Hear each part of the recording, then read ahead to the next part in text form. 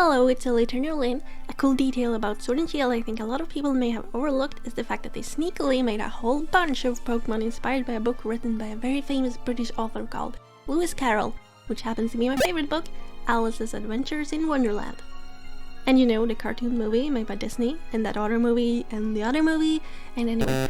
I was very excited to notice the references while playing the game, and I've seen a few others mention it too, so I know there's at least like a tiny bit of interest in it. So for me, and those like handful of other very based people with amazing taste, I made this video. I believe several of the Gen 8 Pokémon were intentionally made as a little nod to Wonderland. I think Game Freak has more and more started to make sure every region is unique and has ties to the real world location it's based on. Just for some light context, here are some examples of regions tying into their real life counterparts from two previous games. So we have Gen 6 Kalos, which is France. We have a frog starter, we have a snail and a dragon, Gudra, Honedge, Pyro, Tyrantrum, Auroras, Diancie, it's very like Regal, Slurper, Farfro, Spritzy, it's pastry, fashion, perfume. It's very stereotypically French. And then we had Gen 7 Alola, which is Hawaii, Toucanon, Oricorio, Turtonator, they're very like, you know, tropical animals. They have Primarina, Toxapex, Bruxish, Pukumuku, Wishiwashi, tropical sea life. Lurantis, Alolan Executor, Tarina, Comfey, Morlo, colorful tropic flora, the Tapus and the Hula Oricorio, it's very Hawaii typical. And those are just some Pokemon on the top of my head. I'm sure people from those places might know and see obvious connections that I don't. Like for example, before Alola, I didn't know mongoose was an invasive species in Hawaii, taken there as a failed attempt to get rid of rats. So this book has a very long-standing popularity all over the world. And it's heavily tied to and associated with Britain, which Galar takes inspiration from, and it's also incredibly popular in Japan, where Pokémon is made, obviously. Like there are manga, there are anime themed around it, they even have a Wonderland themed restaurant chain. They don't even have a Pokémon restaurant chain. There are like 2 or 3 Pokémon cafes. Actually, I've been to Pokémon cafes. It was wonderful, it was super fun. So some of these references I think are 100% intentional. Some others just really fit into the Wonderland theme, although I'm not sure they were on purpose. Some are straight up more stretchy than Hitmonlee's leg. But stretching is good for you and your body, actually. I think they're fun to think about either way, so we're going down the rabbit hole. Let's get back to Galar. Let's start at starters, because where else would you go? Starting off with a strong reference, we had an obvious white rabbit, Scorbunny. It exactly reflects the book in how it's the very first Pokemon you choose, and it leads you into your Galar adventure, just like the white rabbit led Alice into Wonderland. Scorbunny loves running around and is a very fast-paced Pokemon, and the white rabbit is perpetually late and is also running around. And what's that? You didn't choose Scorbunny? Well, it's not my fault, you have bad taste.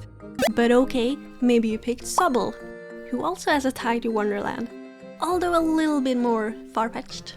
What happens almost immediately after Alice has fallen down the rabbit hole?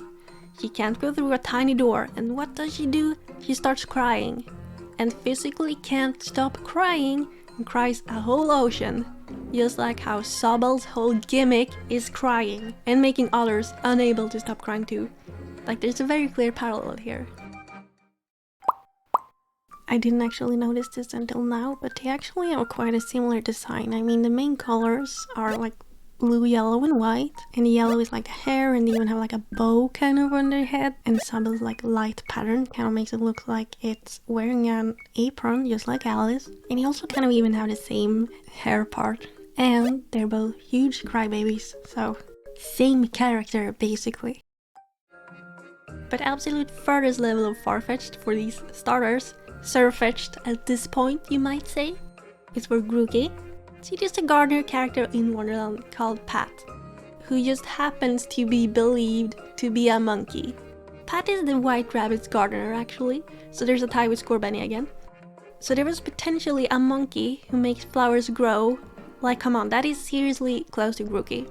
Oh, and you know who else showed up at the rabbit's house? A cowardly lizard. So funnily enough, we've kind of got the 3 starters interacting within the story. The white rabbit, the cowardly lizard, and the gardener monkey. Except for that little detail that the monkey character was never actually confirmed to be a monkey. But because the popular theory was him being a monkey, there's actually a whole bunch of concept art of it, like for the Disney movie, which clearly shows him as a gardener monkey. He was ultimately left out of the movie, but we can still see the art, so we know it's a thing that exists. But still, if you take the monkey theory to be true, as Disney did, then it really did have a rabbit, a lizard, and a monkey in the same scene, in the beginning of Wonderland, which is pretty interesting.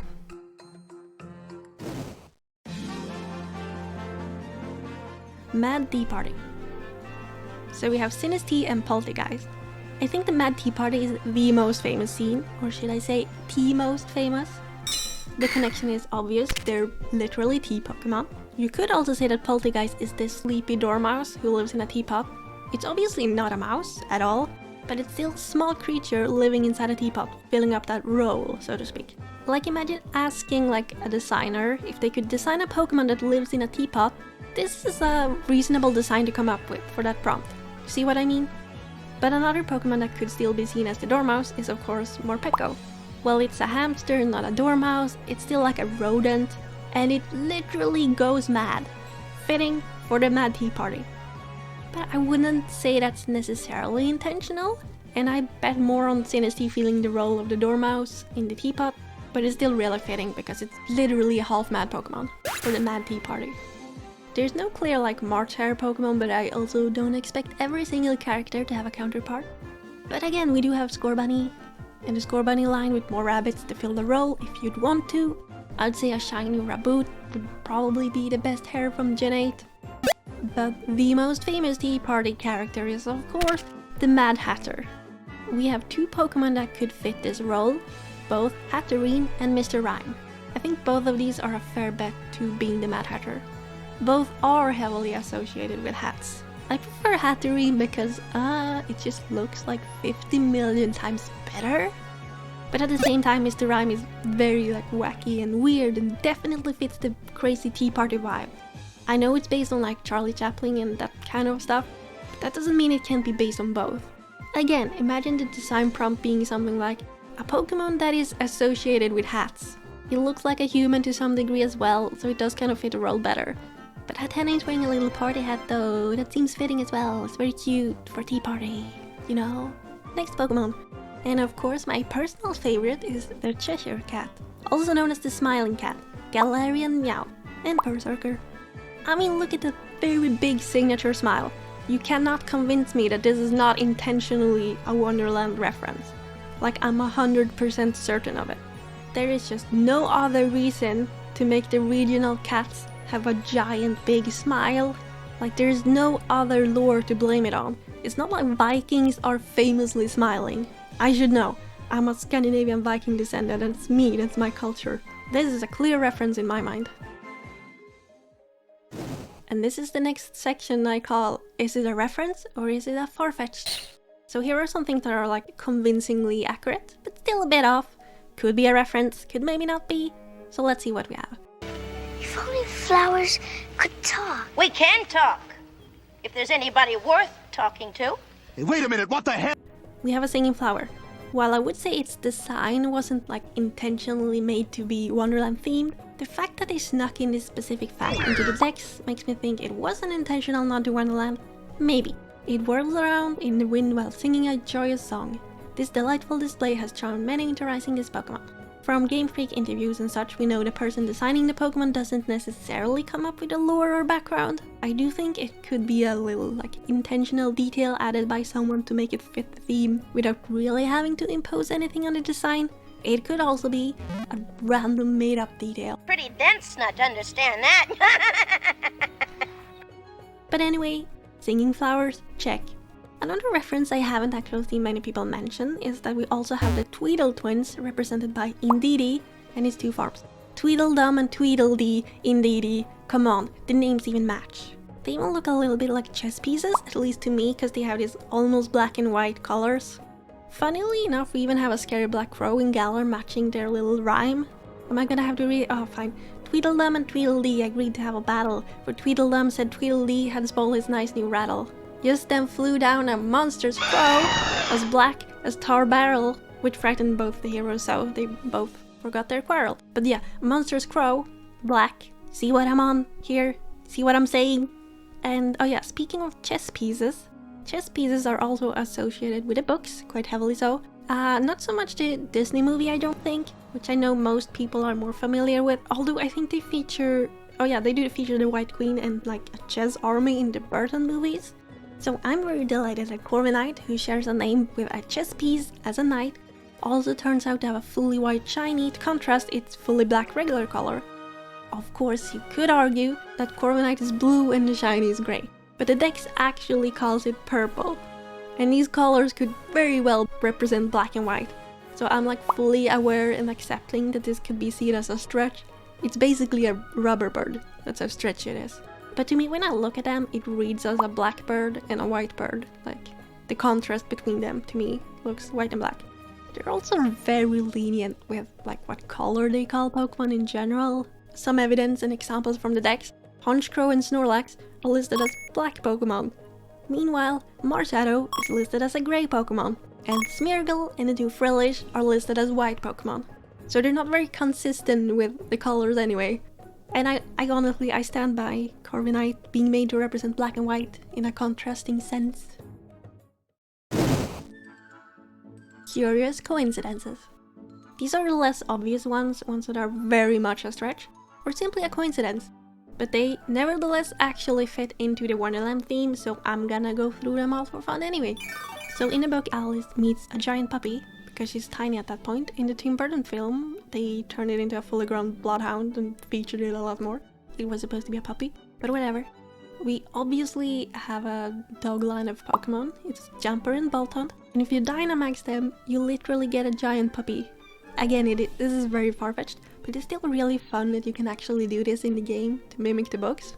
And we also have a caterpillar who turns into a butterfly. Well, it's a moth. But you know, out of all the insects, they choose like a butterfly looking one for this region. There's not much more to it than that. It's just a caterpillar and a butterfly. And while we don't have playing card soldiers, we do have the whole identical soldiers marching in a line thing. Phalanx actually looks more like a caterpillar than Snom does, and Snom is literally a caterpillar. Wow, okay. But still, identical soldiers, check. And then we have the Mock Turtle and the Griffin, again. Book characters that didn't appear in the Disney movie, so you might not be familiar with them. But the point is that these are animals/creatures that are put together from using a bunch of animal parts that don't belong together. Which sounds a lot like the fossils in Galar, doesn't it? It's the exact same concept. I already mentioned Hatterene as a reference to the Mad Hatter, but it could also be seen as an evil queen type of character, given that it's like an overtly hostile female-only species, which matches the Red Queen, who's really evil. Then there's the Walrus, who is a glutton, and we do have a Greedent, who is obviously a gluttonous Pokemon. And then we have Calyrex, is the Royal King Pokemon, who is also very tiny and silly looking. Much like all of the kings featured in Wonderland, they're always small and silly. And Calyrex lost its crown, which is a big and round thing, and it looks like a head. So you know, the king lost his head. Off with his head is a very Wonderland thing. Off with his head, off with his head, mutilated, decapitated, and there'll be one less mouth to be fed. In the story of the games, you're constantly being belittled as a child, and you're not allowed to help the adults with the serious stuff. Which really annoys me, I don't like the plot. But anyway, likewise, Alice just keeps being bossed around in Wonderland for being a child. And then of course we have Balonlea. It's obviously like a Wonderland central town. It's the fairy type town. Glimwood Tangle is home to both Sinistea and Hatterene, so we have the Tea and the Hatter. And both the town and the forest are full of strange giant mushrooms. So I wouldn't even call this a stretch, it's just very similar to Wonderland. Lastly, the two rivals in the DLC, Clara and Avery, they both have references to Wonderland characters as well. I mean, Clara has the butterfly, and Avery, can you guess it? Yeah, it's the Mad Hatter, it's very obvious. A very obvious stretch, at least. And like I've said, these might all be coincidences, but we're gonna look at the TCG. So one thing that we know for a fact is that there is a series of Pokemon cards literally depicting Pokemon as Wonderland characters. They all have an attack called Mad Party, and naturally match the characters present at the Mad Tea Party scene. They're not all from Galar, as in they're not all Gen 8 Pokemon, but they are clearly aware of Wonderland and are intentionally making references to it in Pokémon. So there we have Sinistee and Poltergeist, T, the Dene is the Dormouse, and it's the best card ever produced. Bumblebee is the March Hare, and Mr. Rhyme is the Mad Hatter. I think these cards are some of the best cards ever made. I love them so much, especially because the Dene is my favorite Pokemon. So these are the references to Wonderland that stood out to me. It's possible I missed something, if so let me know. It's also possible that every single thing was purely coincidence, and none of this is a real reference. But as a fan of Pokemon and Alice in Wonderland, I think that it was really fun and that I got joy out of my own associations to Wonderland. And I think the comparison is really fun. Leave a like, comment and subscribe if you want to. Thanks for watching. Bye!